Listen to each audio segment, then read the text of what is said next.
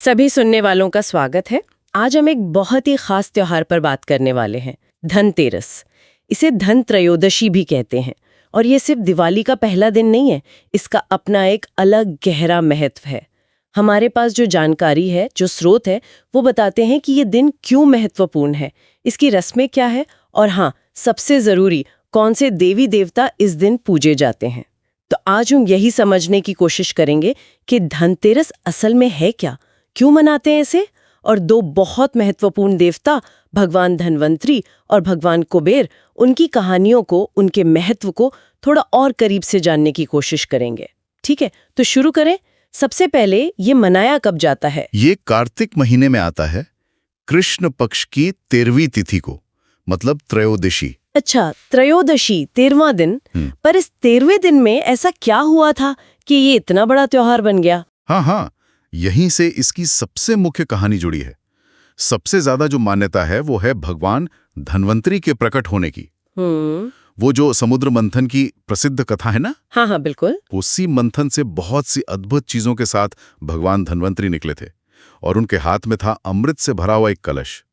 और वो दिन यही त्रयोदशी का था। वो समुद्र से प्रकट हुए थे। ओह, यानी ये दिन सीधे सीधे अमृत कलश, स्वास्थ्य और अमरता के प्रतीक से जुड़ा है। भगवान धन्वंतरी का नाम आते ही फौरन आयुर्वेद और सेहत का ख्याल आता है। बिल्कुल सही। भगवान धन्वंतरी को आयुर्वेद का जनक माना जाता है, प्रवर्तक। वो देवताओं के वैद्य थे, आरोग्य के देवता। इसीलिए धनतेरस का एक बहुत जरूरी पहलू है अच्छी सेहत के लिए प्रार्थना करना। ये सिर्फ पैसे सोने का त्योहार नहीं है, ये स्वास्थ्य है, जो सबसे बड़ा धन है, उसकी पूजा का भी दिन है।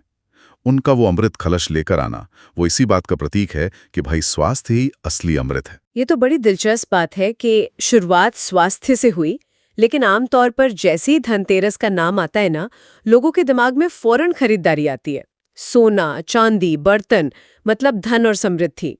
तो ये सेहत के साथ धन वाला एंगल कैसे जुड़ गया? हाँ, यहीं पर धनतेरस का जो दायरा है वो और बड़ा हो जाता है। स्वास्थ्य के देवता धन्वंतरी तो हैं ही, लेकिन साथ में इस दिन धन की देवी माँ लक्ष्मी और धन के देवता भगवान कुबेर, उनकी भी पूजा होती है। अच्छा, तीनों की? धन्वंतरी, लक्ष्मी और कुबेर? जी हाँ। तो एक तरफ हम अच्छी सेहत मांग रहे हैं और दूसरी तरफ हम धन दौलत, समृद्धि, उसके लिए भी प्रार्थना कर रहे हैं। ये बड़ा संतुलित नजरिया है कि जिंदगी अच्छी चले, इसके लिए सेहत भी चाहिए और समृद्धि भी, दोनों जरूरी हैं। सही बात है, एक तरह का संगम हो गया ये तो, स्वास्थ्य और धन का। पर इसमें एक और चीज है जो थोड़ी सी अलग लगती है, वो है यम दीपदान। मतलब एक तरफ जिंदगी और पैसे का जश्न और दूसरी तरफ मृत्यु के देवता यमराज के लिए दिया जलाना। ये थोड़ा अजीब नहीं लगता? वो यमराज के नाम का होता है। दक्षिण दिशा, यमराज की दिशा मानी जाती है वो शायद। हाँ, मान्यता ये है कि ऐसा करने से घर के लोगों की अकाल मृत्यु नहीं होती।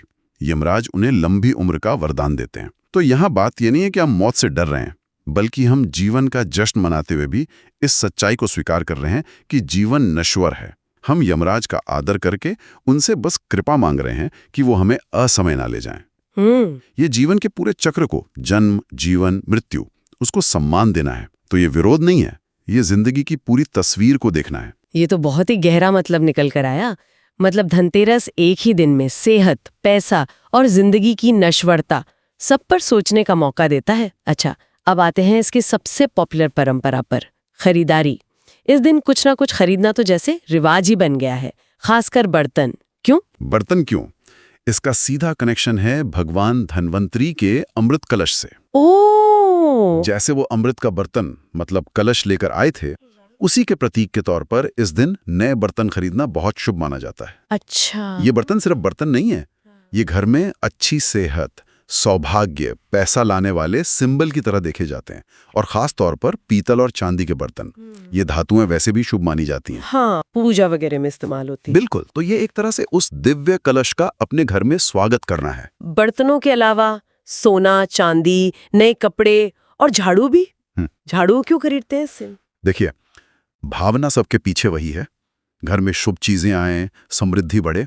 सोना चांदी तो खैर लक्ष्मी का प्रतीक है ही, स्थायी संपत्ति माने जाते हैं।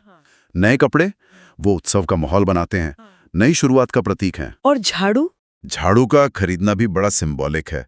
झाड़ू सफाई करती है, तो मान्यता यह है कि नई झाड़ू खरीदने से घर की गरीबी, नेगेटिविटी, वो सब बाहर निकल जाती है। घर साफ और पवित्र हो जाता है माँ लक्ष्मी के स्वागत के लिए। अच्छा, दरिद्रता दूर करने के लिए। हाँ, तो ये जो खरीदारी है ना, ये सिर्फ चीजें खरीदना नहीं है। ये घर में एक अच्छी वाइब लाना है, पॉजिटिव एनर्जी लाना है, एक उम्मीद लाना है। बाजारों में जो इतनी भीड़ होती है इस दिन, वो इसी उम्मीद और जश्न की तैयारी दिखाती है। सही कहा। ये परंपराएं भी मतलब त्योहार के मूल भाव से ही जुड़ी हैं, सेहत, समृद्धि और शुभता। चलिए अब थोड़ा देवताओं पर फोकस करते हैं। भगवान धन्वंतरी से ही शुरू करते हैं। हमने कहा कि वो आयुर्वेद के जनक हैं, स्वास्थ्य के देवता हैं, और ये भी सुना कि वो भगवान विष्णु के अंशावतार हैं। जी हाँ, उन्हें भगवान विष्णु का ही एक अंश या रूप माना जाता है। और धनतेरस उनकी जयंती है, उनका जन्मदिन। एक तरह से हाँ, प्रकट होने का दिन। लेकिन उनके जन्म या माता पिता को लेकर थोड़ी सी क्या कहते हैं, पेचीदगी है। दो तरह की बातें मिलती हैं। अच्छा, क्या है वो? हाँ, ये थोड़ा कंफ्यूजिंग लग सकता है क्योंकि पुराणों में उनके आने के दो अलग-अलग किस्से हैं। दोनों ही महत्वपूर्ण हैं। पहला तो वही जो हमने अभी बात की, समुद्र मंथन से उनका प्रकट होना। वो अमृत कलश लेकर समुद्र से निकले। हाँ। अब यहाँ बात यह है कि वो प्रकट हुए थे, मतलब पैदा नहीं हुए थे किसी गर्भ से। तो इस वाले किस्से में उनके कोई सांसारिक माता पिता नहीं थे, वो सीधे दिव्य रूप में आए। सीधे समुद्र से। हाँ, ये उनका एकदम आदि ओरिजिनल स्वरूप माना जा सकता है। फिर एक दूसरी कहानी भी मिलती है कुछ और पुराणों में, जैसे विष्णु पुराण, भागवत पुराण में। उसके अनुसार उन्होंने बाद में धरती पर जन्म भी लिया, काशी के राज परिवार में। काशी में राजा के घर। जी, उस जन्म में उनके पिता का नाम था महाराज धनु, काशी नरेश। इसीलिए उनका नाम पड़ा धन्वंतरी। ओ, धनु के पुत्र धन्वंतरी। बिल्कुल। हालांकि इन कहानियों में उनकी मां का नाम ज्यादातर साफ साफ नहीं मिलता है। तो देखिए, एक तरफ उनका वो दिव्य रूप है जो बिना जन्म के प्रकट हुआ, और दूसरी तरफ उनका मानवीय अवतार है जो काशी के राजकुमार बने और जिन्होंने धरती पर आयुर्वेद का ज्ञान फैलाया। वाह, मतलब एक ही देवता के ओरिजिन की दो अलग अलग कहानियां। ये सच में दिलचस्प है। हाँ, दोनों ही कथाएं उनके महत्व को दिखाती हैं।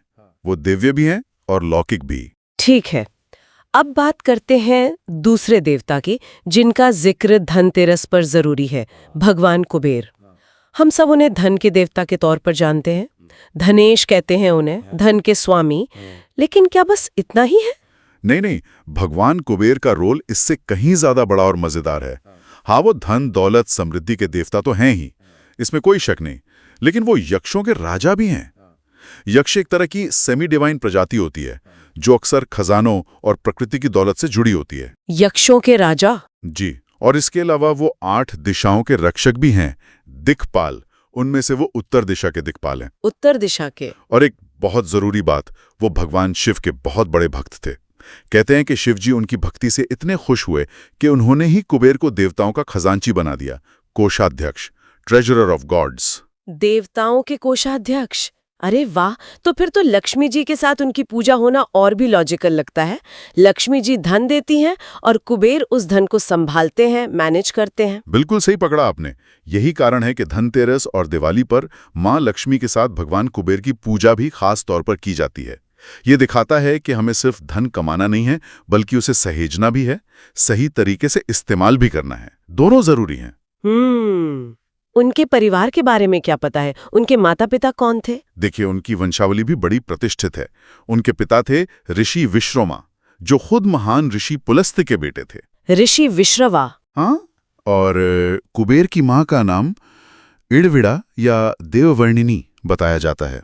वो महर्षि भारद्वाज की बेटी थी, तो दोनों तरफ से महान ऋषियों का वंश था। अच्छा, पर यहाँ कहानी में एक ट्विस्ट भी है शायद। उनका कनेक्शन रावण से भी था। ये कैसे? हाँ, ये उनके जीवन का एक अहम और शायद थोड़ा दुखद पहलू भी कह सकते हैं। उनके पिता जो थे ऋषि विश्रवा, उन्होंने इड़विड़ा के बाद एक और शादी की, कैकसी नाम की एक राक्षसी से। कैकसी? रावण की माँ? जी हाँ, उसी कैकसी से फिर रावण, कुंभकर्ण, विभीषण और शूर्पणखा पैदा हुए। तो इस रिश्ते से भगवान कुबेर जो हैं, वो रावण और उसके भाई बहनों के सौतेले भाई हुए, स्टेप ब्रदर। क्या बात है! देवताओं के खजांची और लंका का राजा रावण, सौतेले भाई। ये तो बड़ी उलझी हुई फैमिली हिस्ट्री है। बिल्कुल। और अगर हम इसे थोड़ा बड़े पिक्चर में देखें ना, तो ये कनेक्शन कुबेर की कहानी को रामायण से और पूरी हिंदू माइथोलॉजी के ताने बाने से जोड़ देता है। ये दिखाता है कि माइथोलॉजी में रिश्ते कितने कॉम्प्लेक्स हो सकते हैं। कुबेर, जो खुद देवता हैं, धन के स्वामी हैं, उन्हें अपने ही सौतेले भाई रावण ने लंका से निकाल दिया था। हाँ, सुना है, लंका पहले कुबेर की थी। जी हाँ, उसे बसाया ही कुबेर ने था। तो ये उनके कैरेक्टर में एक और लेयर जोड़ता है। वो सिर्फ धन के देवता नहीं, बल्कि एक ऐसे पात्र भी हैं जिन्होंने परिवार का झगड़ा और विस्थापन झेला है। तो अगर हम इस पूरी बातचीत को समेटें, तो धनतेरस सिर्फ एक दिन की शॉपिंग या पूजा भर नहीं है। ये दिवाली के 5 दिन के बड़े त्योहार की शुरुआत है। ये सेहत, भगवान धन्वंतरी, और दौलत, माँ लक्ष्मी, भगवान कुबेर के कनेक्शन का सेलिब्रेशन है।